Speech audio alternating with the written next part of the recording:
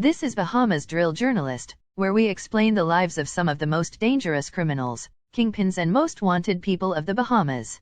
Today we bring to you the story of Raffy Nimor, better known by his street alias Raffy or General Raft. General Nimor was always into havoc and causing harm and violence throughout his community. Raffy's childhood lifestyle wasn't an easy one. This is the East Street Terror Raffy Nimor story and how he got his first murder charge at the age of 25, facing 20 to life.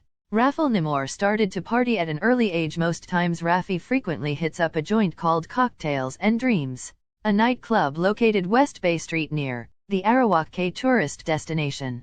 On many occasions, like any other locals on a drunk night, Raffy Nimor usually stopped by Keith's Chicken Shack after a long night of partying. Keith's is a place where you can get a sober in the bag, better known as chicken in the bag.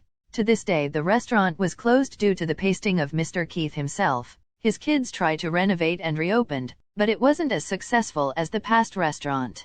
Raffy Nimor wasn't always a build guy with muscles. Growing into his teen and adulthood, Raffy usually find the time to do squats, push-ups and pump a few barbells.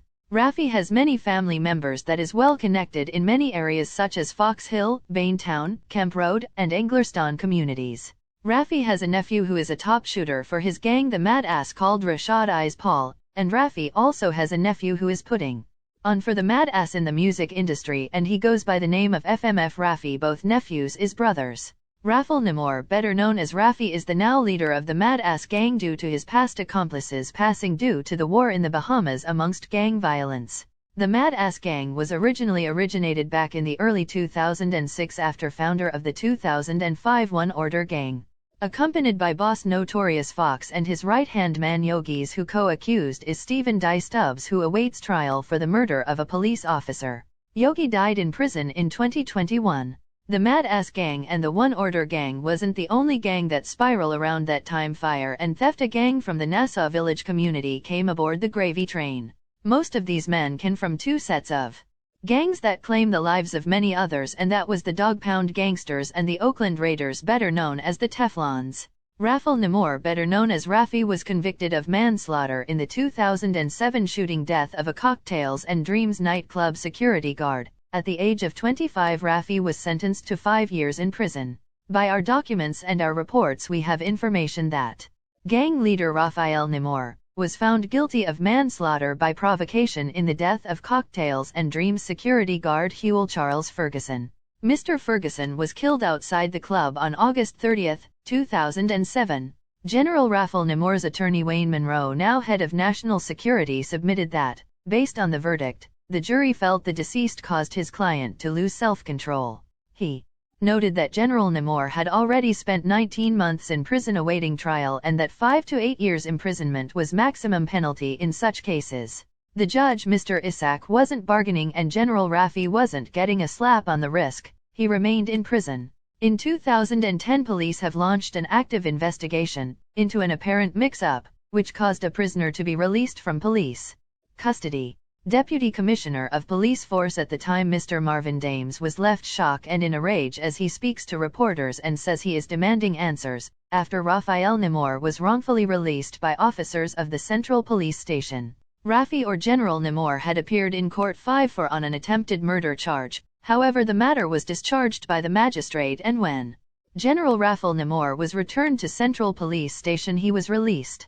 The problem is Nimor still had pending criminal charges against him and was supposed to be kept in custody. After realizing this, the police issued an all-points bulletin for General Raffy Nimor. Sometime around 5 p.m., acting on information, officers were in the area of Hay Street when they observed a lone occupant, fitting the Nimor's description, driving a gray-color Maxima vehicle. A chase ensued which ended in a collision at East Street and Ross Corner, where General Raffy vehicle collided into the rear of a large delivery truck. General Raffy even attempted to flee the area on foot. However, he was pursued by 2 husky cops and arrested by senior and rookie police officers with the assistance of a member of the public who was later killed while walking to work. General Nimor was not armed at the time, but Raffy's vehicle received extensive damage to the front section. However, no damage or injury occurred to the truck and its driver. Back in custody, and intensive investigation into this matter to determine the circumstances surrounding Nimor's release from lawful custody was pending. While in custody, Raffy Nimor had run-ins with Stephen Stubbs prior to his mistaken release. It is documented that before the release, Raffy and Di was on their way to Supreme Court Bank Lane downtown while being escorted from prison officers at the maximum prison.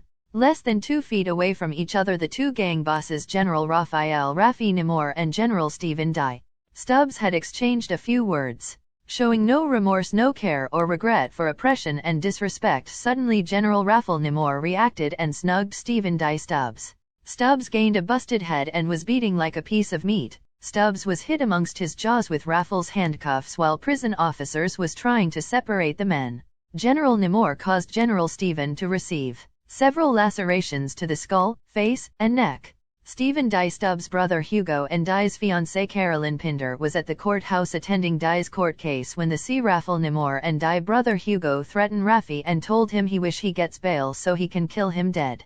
After nearly 15 years imprisonment, the mad-ass gang leader was freed from prison November 25, 2023 for Thanksgiving to rejoice with his loved ones.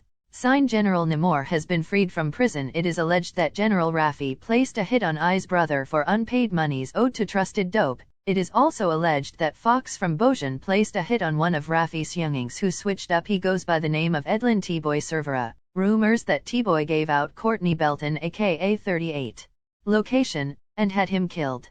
Rumors is that One Order boss Stephen Stubbs is about to be released this year, and since Raffy has been home, the murder rate has risen between the Outlaws, One Order, Mad Ass, Dirty South, Zoe Pound and Fire and Theft Gang.